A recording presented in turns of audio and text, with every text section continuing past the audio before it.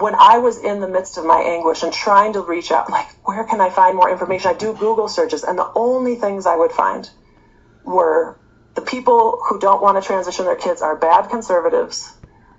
See, she gets in this bubble, right? The AI picks things that they know you want to see. So she's a left-wing nut job. So the AI knows she's a left-wing nut job, and so the AI does its job. The AI only picks videos that she's going to like and agree with, which are all nut job people doing the videos. So she acts like I was looking. No, you weren't looking. You never looked because you always were a nut job. And if you're good, you are going to do the gender affirming route. So I actually found a slideshow where that same doctor said, this is said all the time to parents, you have to grieve. You have to go through a grieving process. You have to grieve the son and you have to accept the daughter. And so when parents have these emotions come up, there's already the talking points from both experts and peers to say, of course you're going to have a hard time with this. Of course you're going to have a hard time with this, but this is what's best for your child. Keep in mind, this is a 4 and a 6-year-old, okay, who believes in imaginary places that they can uninvite their parents to, okay? But we need to affirm them the first second they pretend that they're a different gender? Really? That makes sense. And Rose, that is a really shocking thing for me. It's the experts, the people who have been trained, the people who are experts, the people who should know how to support children and diagnose them and put in structures and treatments in place to help children who are having some kind of mental suffering, whatever it may be. They just seem to have abandoned their responsibility in science in favor of an ideology. Yeah, I mean, to speak at least to like the gender therapists that we saw, I mean, my perspective is that she was in therapy because she was an activist. Right. You know, I think a lot of people at this point are entering these professions as activists. Yeah. And this is one of the things that I found incredibly worrying about what you wrote, because based on what you're saying, it's like the moment your child says, I'm the opposite to the sex that I was born, and you go to all of these different people. It wasn't just therapists, it was also the entire community, right? It was people clapping along the transition. Right. Now, it wasn't everyone in our community, but certainly most, the general tone was, you're doing the right thing. So yes, definitely. We went to a few different support groups, and one of them we were just like, told our story, we're like, did we do the right thing? Did we do the right thing? And they're like, you guys are amazing. You guys are amazing. Your child just told you one day and you changed his entire life. That's just incredible. Oh my God. Did they hear themselves? One day, they said they were the different gender, and you totally changed their entire lives. Because one day, a 4-year-old pretended. One day, what do they do when he pretends to be a pirate? Do they chop his leg off? Gouge out his eye so he can put an eye patch on? And her entire life, surely. And did it have initially positive things at the start? Did you initially start to see with the older child, initially that he actually had some more positive moments? Maybe he became happier. Did that sort of assuage your fears at that point? He was never unhappy. But he had some challenges. He was different in these ways, but he certainly was happy with this idea of being a girl. So there were some things that were like that said yes, this was right, Yeah, she told this 6-year-old for like 5 years, yeah, you can pick any gender you want to be. You can be the same as mommy, or you can be different than mommy. What was he gonna pick? Yeah. It's like, you can pick from 100 genders. Do you want to be different than me, or do you want to be the same? Oh, I want to be like you, Mommy. Like, what? Oh, okay, then you're a girl now, since you like to be. You want to be like Mommy as a 5-year-old. But a lot of them went along with what people would speak to as sex-based stereotypes: wearing a dress, growing his hair long, being into Elsa. So things that boys can absolutely do while being boys. So yeah, there was definitely enough there, and what we did see is that it did lock in, right? So when we started to question and kind of bring it up to him, he didn't want to talk about it. He didn't want to talk about it. So part of what, like, for people listening, Gender a Wider Lens is an amazing podcast, and I want to speak to my story of how I found that a little bit as well. But what I will say is that what I read when I first found that podcast was that they were in this exploratory approach, like, is this a defense? Is this some sort of a defense? And I would say that's similar to what I found over time with, my son actually had these different special interests, and that they changed, that it wasn't about gender at its core. That the locking in of his holding on to this identity was some sort of defense. I think he needed it to exist as a boy without a skin, like a highly sensitive boy in this world, whose parents hadn't told him that he was a boy. But he needed to know what he was, And so when he locked in, there were some defenses.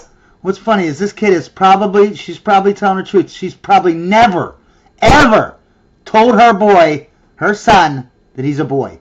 Never once. And then she wonders why he's confused. Around that. And that took us time too, to understand that, again, it wasn't about being innately trans, but rather a defense. And he had that defensive reaction to other things in his life as well. So that was part of us really putting whether you call it like unraveling it or putting the pieces together, it helped our insight to really see what was going on at a deeper level. And that's what the ideology stops you from doing. You just say, this is this, period. There's no understanding of what's underneath. The same part of my story is like how I'm here today talking to you about this. Because when I made that decision, when my partner and I said, we're going to hold our son in this futility that he can't be a girl, we came to that from the process that I'm describing to you, really looking at these different layers of attachment, development, maturation, what pieces of it were about being highly sensitive, how we had led him on was a core of that for me, like I've spoken to, and taking responsibility for that. We came to that decision without seeing outside the belief system. I still believed that kids could be innately trans, and it was just that my kids weren't. Yeah, I believe that there are some kids that have cancer, but I don't revolve everything around my child's life to do with cancer and tell my kid, hey, he might have cancer. He better know everything about cancer because he could get it. I don't do that because you know why? I'm not insane.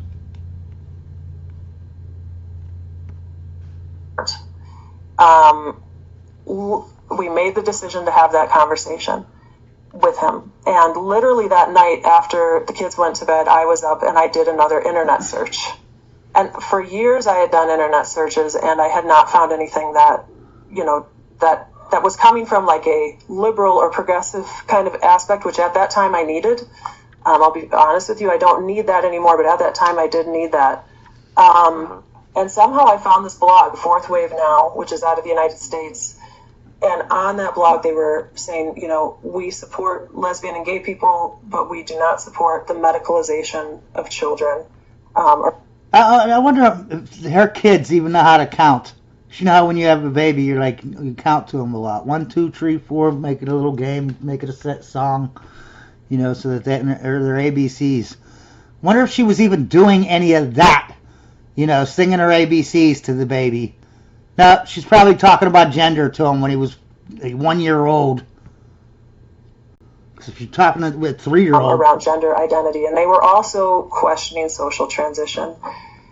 So it's literally that night that I was like, And then they said, we're progressive, you know. And I just, up until that point, I didn't even know people like this existed. You know, and I needed that to bring me to a point of being like, it's okay for me to question this stuff.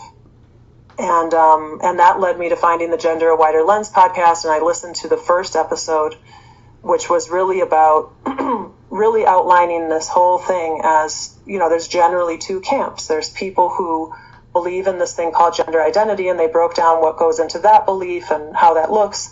And they said then there's people who believe that gender dysphoria exists and what goes into that perspective and how that looks. And it, for whatever reason, it was like for the first time, it helped me see outside of my own belief.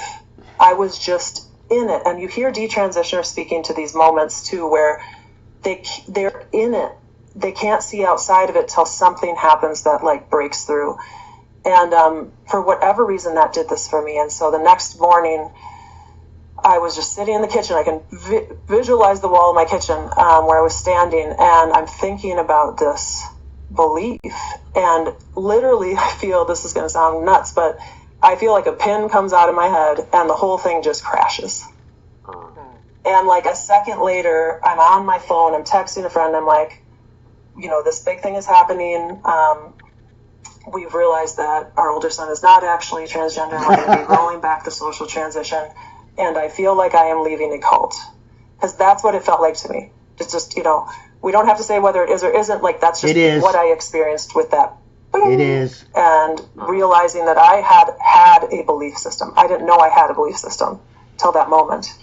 And then a second later, I hit send, and then I'm freeze, and I think, oh, what if she's in the cult? Like, she's still in that belief. And here I have just shared this thing, and what is her response going to be? And so, and ultimately she believed us and trusted us and supported us. So that was great. But there was this moment for me, and this is going to be different for everybody, but for me, it's like, that was the feeling that I had. What was the reaction from other people when you made this decision? I can't imagine the gender therapist was happy. Oh, well, we had fired her long before. That makes sense. We were like, see you later. Yeah. I think we had 2 sessions with her. And when I came back from the first one, having had that experience with my younger son, and we had found some other support that was coming more from this, the attachment-based perspective. We had reached out to some other people who were more working with parents rather than children, and I'd kind of, she threatened me in the second one, so this was big. I have to laugh at this. So when I was like, no, he said he didn't want to, no, I'm not going to do this. She was like, well, if you don't, he's going to develop an attachment disorder. And I was like, you don't know. This is the 4-year-old we're talking about. It basically said he was a girl after his older brother kept saying he was a girl. Like, really? And you don't just say, oh, he's a 4-year-old kid, who cares? You make a big deal out of it, huh? I don't know anything about attachment. Like, that's clear. I know so much more than you do. And if my son is going to have these issues, I know how to see them. It was just such utter bullshit at that point that I could walk away pretty easily. And so I would say that for parents who are very enmeshed with the experts and in peer groups, this is going to be hard. We were so fortunate. I had the strength and we had the confidence in us that we had left the experts long before, and we had never gone full in with them. And so that helped a lot. But I would say, what we had in terms of like taking that off ramp, what I told some people in my life, like some of my brothers, I said, it's much easier to get on than off. And so getting off was hard. And we had some conversations with different individuals in our lives that were difficult. And we had to really pick and choose who we could trust with the full information